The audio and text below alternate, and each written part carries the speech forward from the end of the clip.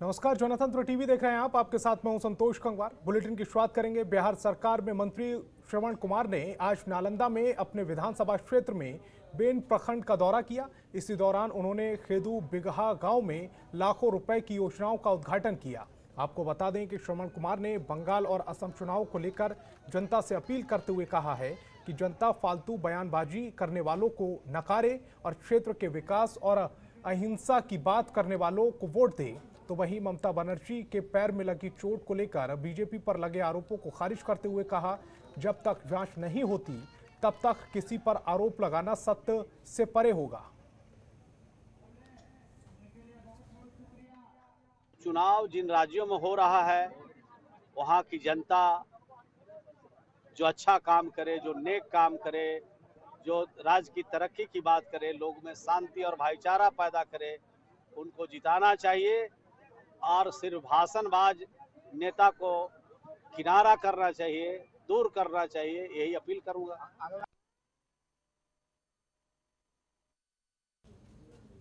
विश्व ऑटिज्म दिवस के मौके पर आज पटना में समाज कल्याण विभाग की जागरूकता रैली का आयोजन किया गया। आपको बता दें कि रैली पटना के राज्य भवन से आयोजित की गई, जिसमें समाज कल्याण मंत्री मदन साहनी, विभाग के अधिकारी और कर्मचारियों ने हिस्सा लिया। तो वहीं समाज कल्याण विभाग के मंत्री मदन साहनी ने बताया कि विभाग ऑटिज्म से ग्रसित बच्चों की मदद के लिए कई योजनाओं को लेकर काम कर रहा है और आयोजित की गई रैली का उद्देश्य ऑटिज्म नाम की बीमारी को लेकर लोगों में जागरूकता फैलाना है, ताकि इससे ग्रसित बच्चों का इलाज सही समय पर कराया जाए और बीमारी को बढ़ने से रोका जाए।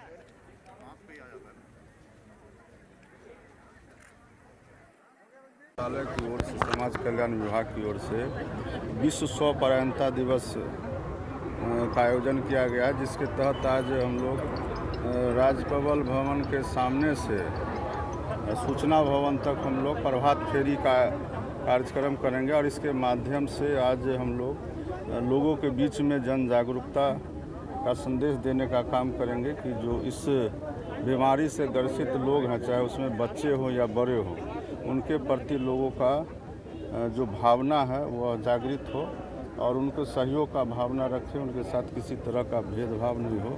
और इस बीमारी का जो लक्षण है उसकी पहचान अगर परिवार के लोग, माता पिता समय पर करते हैं तो आगे चल कर के कई तरह के जो थेरेपी है, जिसके माध्यम से ये समाप्त तो नहीं किया जा सकता है, लेकिन इसको बढ़ने से रोका जा सकता है।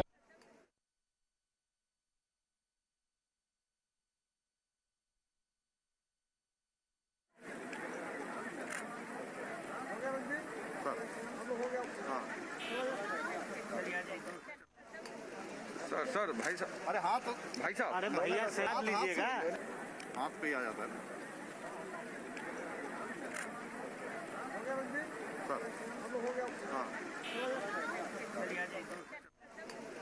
सर। सर भाई साहब, अरे हाँ तो भाई साहब, अरे भैया से हाथ लीजिएगा, हाथ पे ही आ जाता है। तो ऑटिज्म दिवस के मौके पर एक रैली का आयोजन किया गया। समाज कल्याण विभाग की ये रैली थी, जिसमें समाज कल्याण मंत्री मदन साहनी ने भी हिस्सा लिया था और इस दौरान उन्होंने ऑटिज्म को लेकर कई निर्देश भी दिए। उन्होंने कहा कि बच्चों को इससे बचाना है, इसलिए इसकी जागरूकता बहुत जरूरी है।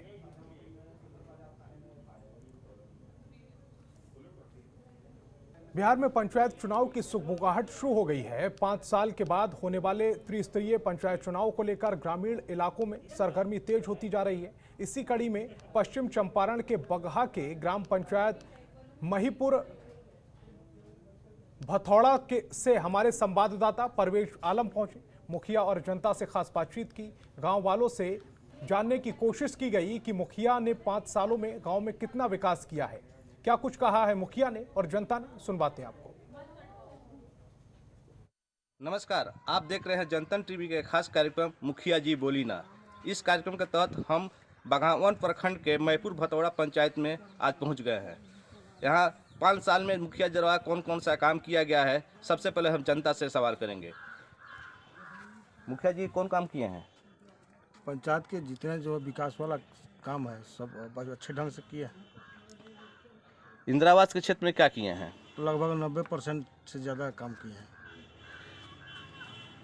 मुखिया जी किसानों के लिए क्या किए हैं? मुखिया जी तो बहुत कुछ किए हैं। नल जल तैयार कर दिए हैं, रोड भी तैयार कर दिए हैं, खड़ंजा भी बनवा दिए हैं। जो किए हैं मुखिया जी तो अच्छा किए हैं हम लोग की देखने से। किसानों के लिए क्या किए हैं? किसानों के लिए जौन लागल बाझल बा तो अच्छा वहाँ कैले बानी, घर द्वार भी अच्छा दे दिले बानी। 90 से ऊपर तड़प गई बा, हमें तो कोई कमी हमरा देखे से मुखिया जी से नहीं हो। मुखिया जी आपके लिए क्या किए हैं? हमारे लिए पंचायत के विषय में पूछ रहे हैं कि मेरे लिए पूछ रहे हैं? पंचायतें के विषय में। तो पंचायत के लिए नहर का झड़ाई हो ही रहा है और करवा दिया है। इस गांव में बिजली की सुविधा व्यवस्था बढ़िया करवा दिए हैं। टोटल जो पाइप है आपका है नल जल बोरिंग, उस पर सब बिजली लगवा रहे हैं। कोरोना के क्षेत्र में क्या किए हैं? पूरा पहले पंचायत में तो घूम घूम करके लोगों को साबुन का नाम है नाक में क्या सब बंटवाए और लोगों को सजेस्ट किए, लोगों के हॉस्पिटल पहुंचाते थे। अब मुखिया से बात करेंगे। मुखिया जी 5 साल जनता के लिए क्या क्या किए हैं?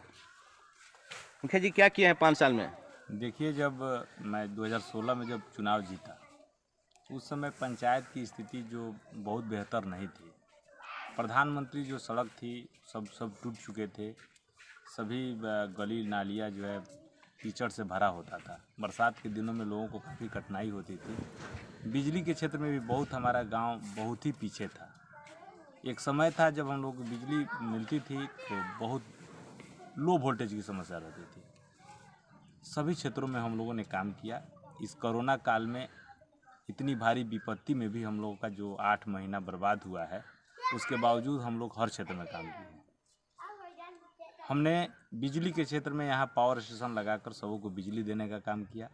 आज हम लोग के क्षेत्र में हमारे ही पंचायत ही नहीं बल्कि सैकड़ों गांव में हमारे यहाँ से लोगों को बिजली की रोशनी मिलती है और लो वोल्टेज की समस्या बिल्कुल ही समाप्त है और 24 घंटा बिजली मिलती है। सड़क के क्षेत्र में हम लोगों ने भारतीय जनता पार्टी के मंडल अध्यक्ष होने के नाते सरकार से डायरेक्ट माननीय विधायक और सांसदों के प्रयास से जितनी पुरानी प्रधानमंत्री सड़कें थी सभी को पुनः जो है उसको निर्माण करवाया गया है और सभी सड़कें हमारी जो पंचायत की विभिन्न जितनी मेन सड़कें हैं सभी सड़कें नई हो गई हैं।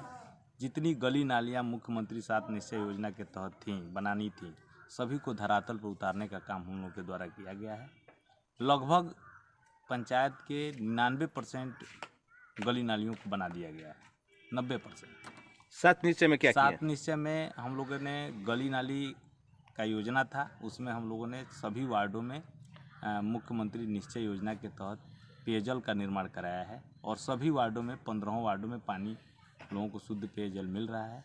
कहीं कहीं छोटी मोटी समस्या है, बिजली की व्यवस्था से गड़बड़ी है, कहीं कहीं रिचार्ज के प्रॉब्लम से कहीं कहीं बाधा उत्पन्न हो रही है, परंतु उस पर भी विचार विमर्श करके लोगों के बीच में जाके लोगों को प्रोत्साहित किया जा रहा है कि आप लोग उसको चलाने के लिए जो मिनिमम राशि है सरकार के द्वारा निर्धारित राशि है लोग उसको दें, जमा करें और उसको अपने नियमित समय से चलाएं और उसका अच्छे से उपयोग करें। वृद्धा पेंशन के क्षेत्र में क्या किए हैं? वृद्धा पेंशन के क्षेत्र में पहले से जो वृद्धा पेंशन मिलता था उसमें हम लोगों ने 60% का वृद्धि किया है। सरकार का जो व्यवस्था था कि बीपीएल के लोगों को ही वृद्धा पेंशन पहले मिलता था, लेकिन संजोग से हम लोगों के समय में वृद्धा पेंशन के क्षेत्र में मुख्यमंत्री वृद्धजन पेंशन योजना जो आया है सरकार का, उसमें बीपीएल को समाप्त कर दिया गया है और बीपीएल समाप्त हो जाने के बाद वृद्धावस्था पेंशन में हम लोगों ने 500 लोगों को, वृद्ध लोगों को जो बीपीएल में नहीं थे वैसे लोगों को वृद्धा पेंशन से जोड़कर उनको हम लोग वृद्धा पेंशन का लाभ दिलवा रहे हैं। मुखिया जी जरा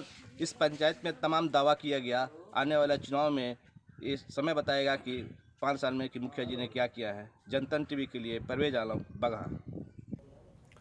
बिहार में कोरोना वैक्सीनेशन का तीसरा चरण शुरू हो चुका है। अब 45 साल से अधिक उम्र का कोई भी व्यक्ति निर्धारित टीकाकरण केंद्र पर जाकर कोरोना का टीका लगवा सकता है। इसके लिए सरकारी और निजी अस्पतालों में भी टीकाकरण केंद्र बनाए गए हैं।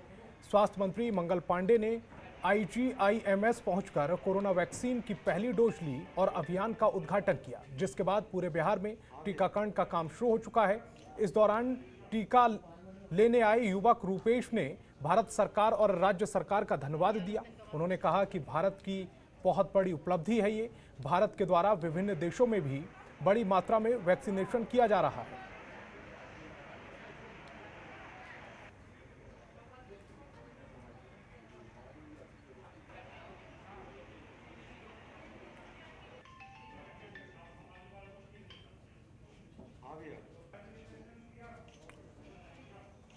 तो नालंदा में भी वैक्सीनेशन शुरू हो गया है। तीसरे चरण के वैक्सीनेशन में 45 साल से अधिक के उम्र के लोगों को वैक्सीन लगाई जा रही है। स्वास्थ्य मंत्री मंगल पांडे ने वैक्सीन की पहली डोज ली और इसके बाद अभियान की शुरुआत की गई। आपको बता दें कि इस चरण में 45 साल से अधिक के लोगों को वैक्सीन की डोज लगाई जा रही है। सरकारी अस्पताल और निजी अस्पताल दोनों में ही वैक्सीनेशन हो रहा है।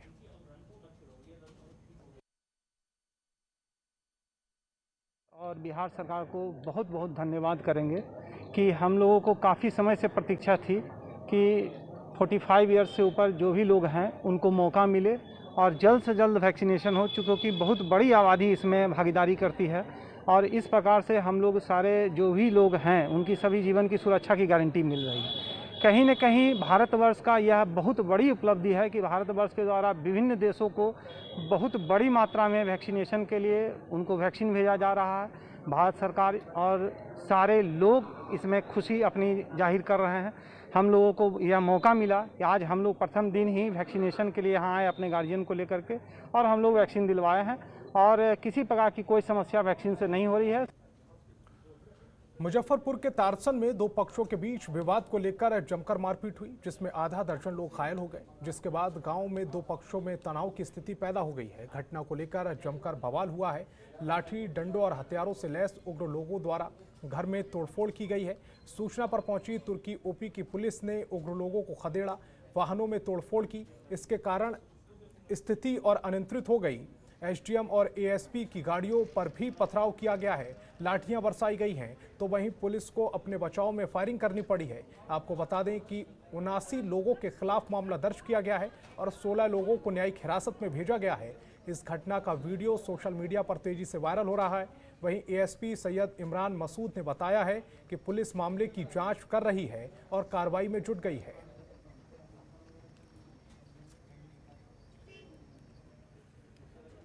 तुर्की थाना क्षेत्र में जो घटना हुई थी उसमें जो पथराव किया है पुलिस के विरुद्ध लोगों ने, उसमें अब एक वीडियो भी सामने आया है। उसमें उसकी जांच चल रही है, वो कब का वीडियो है, कौन सा वीडियो है, और उसमें जो फायरिंग की आवाज़ आ रही है उसकी भी जांच चल रही है कि वो सही है कि गलत है। इसमें कुल कितने लोगों की गिरफ्तारी हुई है? अभी इस मामले में कुल 16 लोग अरेस्ट होकर जेल गए हैं, 79 लोगों को नामजद किया है।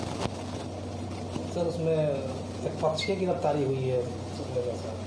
नहीं, कोई चीज़ एक पक्ष नहीं हुई है। जैसा भी एफआईआर में जिसका भी नाम है उसके ही बेस पे गिरफ्तारी हो रही है। और भी गिरफ्तारी के लिए सर?